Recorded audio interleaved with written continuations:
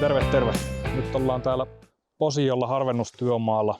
Tässä meillä on tämä Jarkrak-yhdistelmäkone, joka me toimitettiin aiemmin tänä vuonna. Ja tässä minun vieressä on Timo Mourujärvi, joka tällä koneella pääasiallisesti töitä tekee. Niin kysytään vähän, että minkälaisia käytännön kokemuksia koneella on tullut. Niin Timo, Terve. kerrotko aluksi vähän itsestä, että kuinka pitkään olet ollut metsäalalla?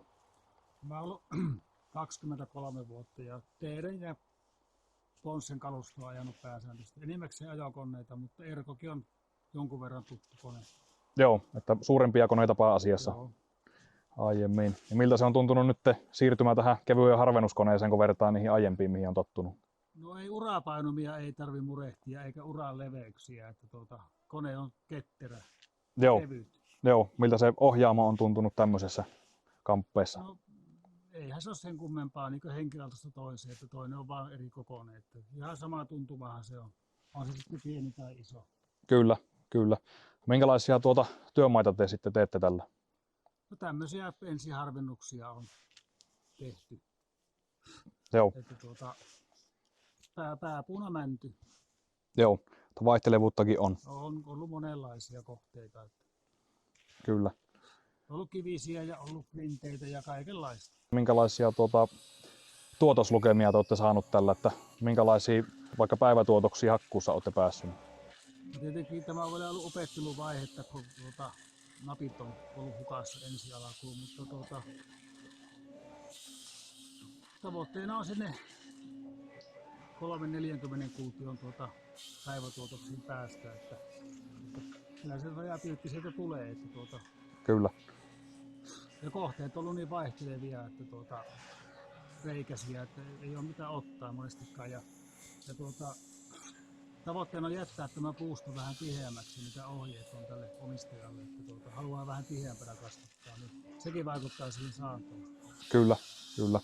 Joo, miten sitten ajovauhti? Minkälainen ajotahti se on tällä ollut tällä teidän työmailla?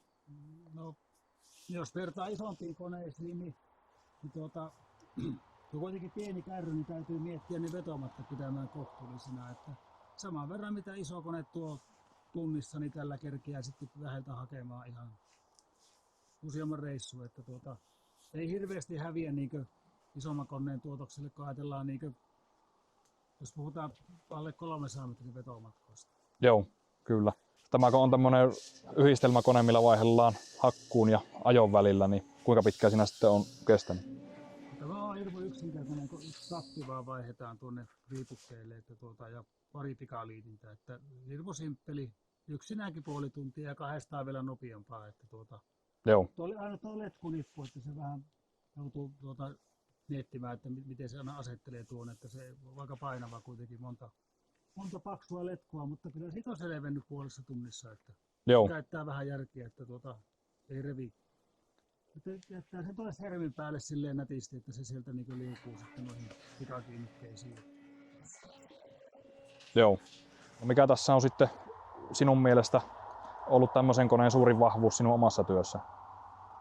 No tämä justiin, että kun tämä on tämmöistä ajo-uratonta hakkuuta, että tässä ei tarvitse tuijottaa niihin uraleveyksiin 20 metriä miten aikaisemmin. Mutta tässä mennään maaston ja puuston mukaan, että luontaisia reikiä myöten pyörimällä eteenpäin, että tähän jää semmoinen täysin peitteinen metsä.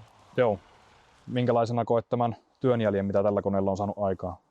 No, itse on vähän huono arvioimaan, mutta tuolla on käynyt noita puuostajia, niin on jokainen nostanut peukkua, että heissä oli mielenkiintoinen nähdä tämä jälki.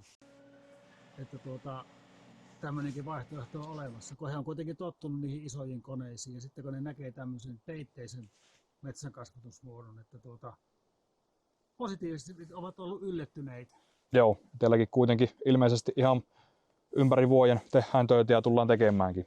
No, koneet tuli justiin pahimpaan kelirikkoon toukokuussa, että se ei hiastanut yhtään, että ei tekoa eikä ajoa.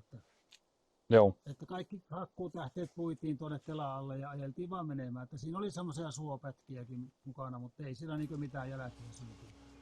Ja oli kivikkoakin sitten seassa, että aika vaihtelevia, että hyvin on onnistuttu menemään. Joo.